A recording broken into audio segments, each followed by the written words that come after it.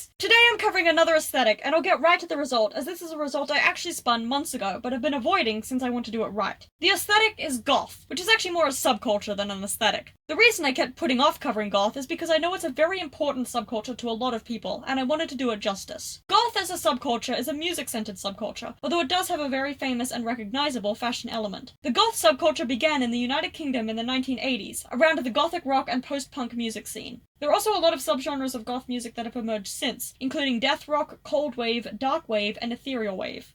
Goth isn't my personal taste in alternative music. I prefer metal and pop punk, which is why, despite my love of alternative style, I don't call myself a goth. It's also part of the reason I was nervous to cover goth on my channel. I'm near enough to the subculture to know its importance, but I'm not part of it enough to speak from experience about it. While the music is the main and most important aspect of goth, I'm focusing my research on the subculture on the fashion and visuals, like I usually do for the aesthetics I cover. If this subculture interests you, I recommend looking up goth playlists and learning from people in the community. It's what I did when I was seeing if goth was for me. There are a lot of sub-styles of goth fashion as well as goth music now, and I'm covering a lot of the more traditional and classic elements. I've already covered one of the sub-styles of goth, romantic goth, early on my channel. Other subgenres of goth style include pastel goth, mall goth, Victorian goth, cyber goth, and gothic lolita. I'll probably talk about most of these in the future. As well as a love for goth music, another thing that brings people in this subculture together is an appreciation for the beauty of things most people consider dark or morbid. This also leads to a lot of stereotypes about goth people, including false stereotypes that all goths are violent, worship demons, or are dangerous.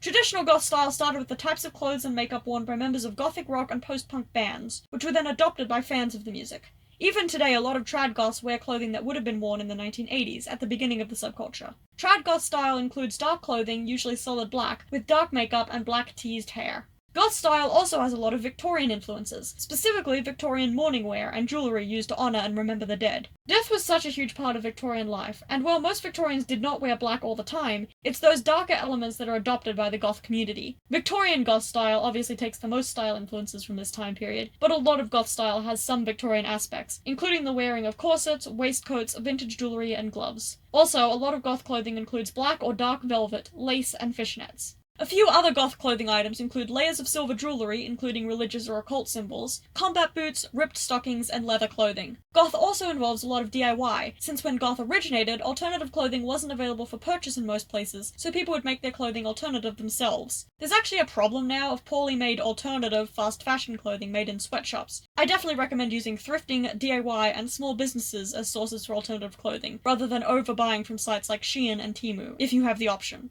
Regardless of gender, most goth looks involve heavy makeup, including foundation a shade lighter than your actual skin, or just straight up white foundation, heavy black eyeliner and eyeshadow, black lipstick, and dark nail polish. I had a lot of trouble getting started on the goth character I'm drawing, not because of any issue with the drawing of the character, but because my Photoshop just completely stopped working 2 minutes into the process. 2 days of troubleshooting later, that involved restarting my computer like 3 times, and uninstalling and reinstalling the Photoshop app, it finally started working again. I'm still not actually sure what caused the problem in the first place, but I could finally start drawing. I gave this goth girl character a variety of clothing items I've seen in a lot of photos of trad goths I found online, as well as clothing that goth people I follow on Instagram wear in their videos. There are some Victorian elements in her wasp-waisted black corset, as well as more modern goth items like demonia-style platform boots. Under her corset she has a lacy black long sleeve, which I drew by layering 2 pattern brushes over each other, then warping the layers to make the texture look rounder, like it's going around her arms. Over this top, but under the corset, she's wearing a distressed black slip dress. I also gave her 2 layers of distressed stockings, which were really fun to draw. One layer is a pair of sheer black pantyhose which are running with lots of holes, a style of DIY stocking I like to wear myself. Over these, she's wearing a pair of fishnet tights that are also ripped, the 2 layers of rips layering over each other in an almost spiderweb effect. The major problem I have when drawing goth clothing is that traditionally it is all black, differentiated through texture rather than colour, which is hard to capture with a stylized digital image. I didn't want this character's clothing to look like one black mass without detail, but using black outlines and black colours means detail gets lost. I added a few non-black colours that are also worn by some goths, like dark purple and blood red, to provide a bit of colour interest, as well as silver jewellery.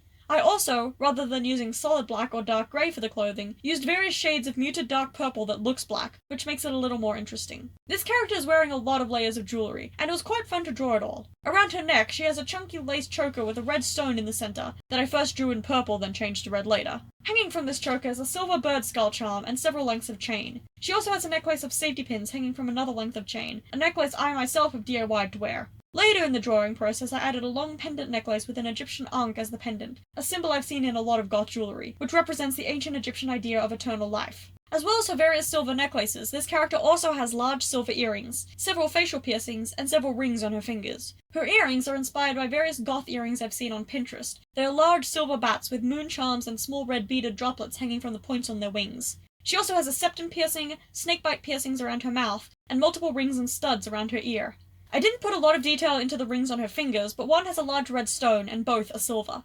I gave this character a cane, which serves both as a functional mobility aid and as another gothic accessory. She does use the cane as an aid while walking, but also it is silver and black with a sculpted bird skull as the handle, similar to actual canes I would love to someday own. While I've drawn a lot of characters who use canes, this is the first time I've drawn one since I started using a cane myself, and I now understand better how one holds one. I'm quite proud of the hand I drew holding this cane. It took a couple reference photos to perfect, since hands doing anything are hard for me to draw, but I think it looks great. This character's textured hair is shaved at the sides and in a sort of mohawk in the middle of her head. A lot of goth hairstyles involve a lot of defying gravity, volume, and parts of the head being shaved.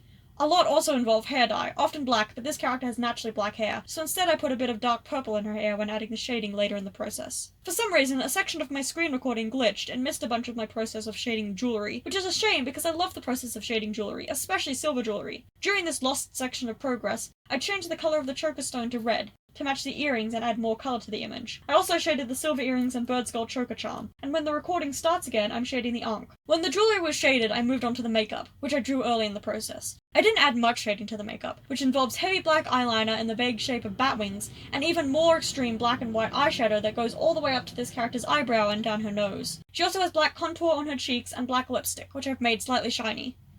Sorry about any background noise, there are cars moving around and I didn't want to stop my flow. From the makeup, I moved on to shade her hair, adding texture to her tight curls and adding some purple hair dye to her mohawk. I then moved away from working on the character herself to begin drawing the background. Like I did in my romantic goth video almost 2 years ago, I've set this character in a graveyard. It just fits the aesthetic. I think I've improved a lot in my background drawing since that video though, so I'm a lot happier with this graveyard. I also got to use some new brushes for the first time. When reinstalling Photoshop, I lost all the brushes I'd downloaded, and when finding them all to download again, I also downloaded a few new ones, including some new grass and foliage textures which I'm using today. I split the background into layers to be able to make it fade into the background later in the process. In each layer there's some grass, the blades growing smaller the further from the viewer they are, as well as a few simple grey gravestones in various shapes and sizes. In the far back there's a hedge fence, and beyond it a tree and the sky full of grey clouds that promise rain soon. I left the shading of the background for later and returned to the goth character, to begin shading her skin, then her clothing.